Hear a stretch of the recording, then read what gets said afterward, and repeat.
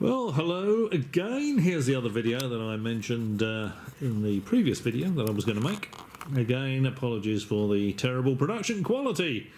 This is again camera on screen. This time it's on the big screen, so apologies for the pauses and the delays, because this is actually recorded from the television onto the hard drive.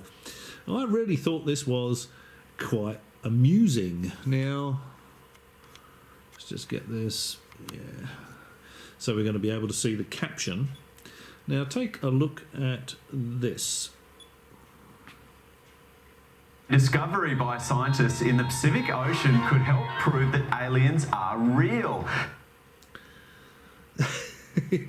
So first of all, it says outer space discovery. Harvard scientists confirm recovered artifacts are interstellar.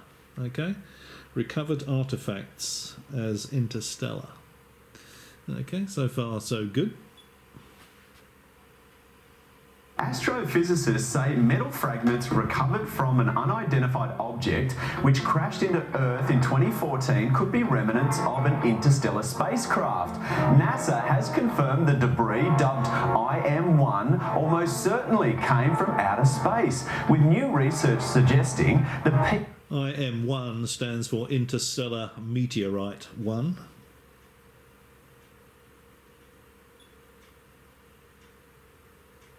were artificial in origin. To find out more, we're joined by one of the scientists behind this discovery, physics professor Avi Loeb. He previously chaired Harvard's University.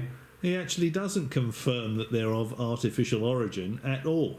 He's saying it should be researched to see if it's of artificial origin. Astronomy department, and now leads the university's Galileo project, which focuses on the search for UFOs and interstellar objects. Good morning, Avi. Well, what makes you think that this material is from outer space? We know that the object moved faster than the escape speed from the solar system, so it definitely is not bound gravitationally to the sun. And now, look at this banner here. Major alien breakthrough. Now this is Channel 7 television, okay? This is probably the most watched television channel in Australia. And it says lab analysis lab analysis confirms artificial in origin discovery. And of course it doesn't. This is not what Avi Loeb is not saying any such thing. If you just listen to what he says. It came from outer space, and moreover, it had material strength tougher than all the space rocks that we had seen before from the solar system. So are you saying we do not have any metal that matches this on Earth at the moment? Well, we are now analyzing it. I just received the materials from the expedition. We came back a few days ago and I received it in the mail. You can see one of the spherules here in this vial. They are a millimeter in size, and they are the molten droplets from the surface of this object. We plan to analyze them in the lab and figure out their composition. It's the first time that humans put their hands on material from an object, you know, the size of a watermelon that came from outside the solar system. See, he's not saying that its lab analysis confirms artificial in origin discovery, major alien breakthrough. Where on earth do they get this from? That's not what he's doing at all. Now, a couple of things spring to mind here. One, Avi Loeb has not had a visit from Jake and Elwood, you know, the men in black hats, white shirts, black ties, black jackets and black pants. You know, Jake and Elwood haven't been to visit Avi Loeb and tell him not to talk about this on television.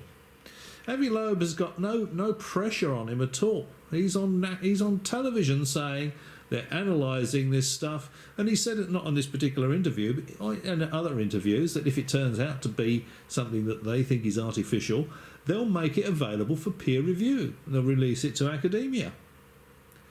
You know, there is no one's threatening him not to talk about it. No one's saying they're going to kill him if he says this is artificial in origin. He's on television. Now, I think Channel 7 here, they must have some UFO fanboys, I would think, looking at that. Major alien breakthrough. Lab analysis confirms artificial in origin discovery. And that is not what Avi Loeb is saying. Now, not in this interview, but in another very similar interview I saw a couple of days ago, Avi Loeb says that these little spheroids or little spherical particles, the objects that he's got, have a very high iron content. So I'll make a bold prediction here. These are going to turn out to be completely natural. We don't engineer spacecraft with a high iron content. Aliens certainly aren't going to be engineering spacecraft with a high iron content. They're going to be engineering spacecraft with all sorts of super exotic low mass synthetic materials that we can't even imagine. I've said this a number of times recently. You know, they're not going to be metal. There's not going to be any metal in alien spacecraft, let alone iron. But still, Avi Loeb is doing the right thing. You know, he's gone out there, he's got the bits, and he's analysing them. What he's not saying, though, is this is a major alien breakthrough and that lab analysis confirms artificial in origin discovery. He's not saying that at all. And I was watching, Goodyear, can't remember John Goodyear.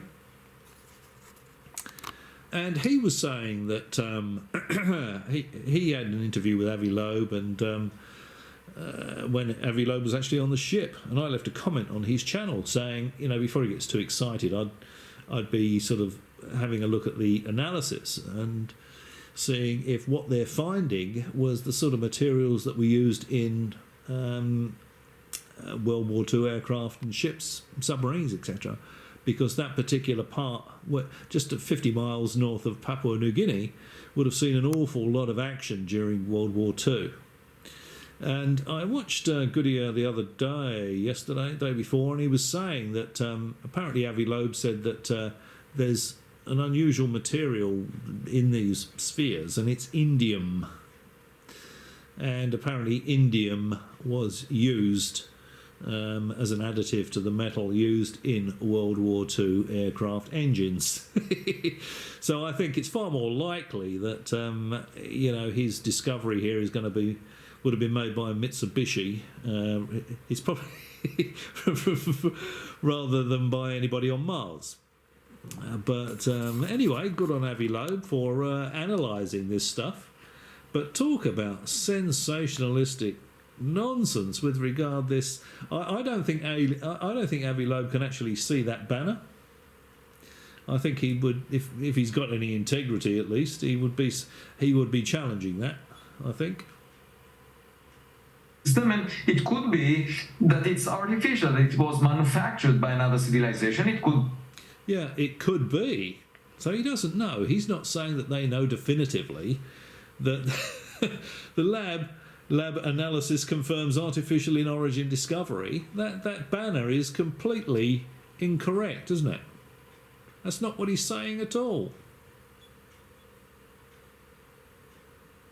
Maybe a natural object, just tougher than the ones we have in the solar system. There we go. It might be a natural object, just tougher than the ones we have in the solar system. And Avi Loeb is saying we don't know. This requires analysis. And Channel 7 has just jumped. I wonder if they phoned Ross Coulthard about this. I think Ross Coulthard works for Channel 7, doesn't he? Spotlight, I think he was on. That's Channel 7. I bet they phoned Ross Coulthard, being a UFO fanboy. He's gone, oh yeah, major alien breakthrough. Lab analysis confirms. There's a lot of people trying to talk this stuff up. But we've still got no evidence yet. Now, if Avi Loeb says they've analysed it and it's artificial, they can tell for sure it's artificial in origin, and it's peer-reviewed, and those reports come back saying exactly the same thing, I would be happy to accept. It's a major alien breakthrough. Lab analysis has confirmed it's artificial in origin. But that is not what's happened yet, is it? We're not seeing that, are we? That's amazing. So, Chief Scientist for the US Space Force confirmed IM-1 is more than 99% accurate for being interstellar. I mean, how much more confirmation do we need that potentially aliens or alien spacecraft exist? Yeah, so this TV reporter is completely and utterly clueless, isn't he? He thinks if they confirm it's interstellar, then it's a spacecraft. Well, that, you know, he said it's going to be an interstellar rock, isn't it? It's not going to be a spacecraft. With high iron content, there's no chance it's going to be an alien spacecraft. Well, we need to check that indeed the materials making this object correspond to a technological origin. And of course, we sent out Voyager, Pioneer, New Horizons into interstellar space. Yeah, none of those would be high in iron. And if you imagine one of those colliding with an exoplanet, they would appear as a meteor, an interstellar meteor. And well, none of those will be designed for re-entry into any planet's atmosphere, so that they are just going to burn up. the one that we searched for in the Pacific Ocean is the first one recognized by humans. And so that's very exciting, and we are now, in the next few weeks, we'll figure out what this object was made of. Avi, it's so intriguing. Congratulations to you and your team for this work. Just phenomenal stuff. Thanks for joining us. Yeah, absolutely. And yeah, hats off to Avi Loeb. Certainly this is, if no one, as Avi Loeb himself says, you know, if you don't go and have a look at it and analyse it, you'll never ever know. So hats off to him for that. He's gone out there with a ship, he's dredged the bottom of the ocean, he's got this stuff, and he's analysing it. We don't yet know the results of that analysis. No sign of the Blues Brothers. No one's threatening him. Here he is on television saying he may have bits of an ET spacecraft. See the difference between what Avi Loeb's doing and all the sort of rubbish you hear from Ross Coulthard and all this, you know, David Grush, all this nonsense. You know, the huge spacecraft crashed somewhere outside of the United States and they couldn't move it, so they had to build a building over it. And the only reason that we find out that this had never ever been mentioned before, that this large spacecraft that crashed and had the building put over it, crashed outside the United States. That's never been mentioned before. It's only mentioned now because Congress is asking for all ET evidence to be submitted to Arrow within 6 months.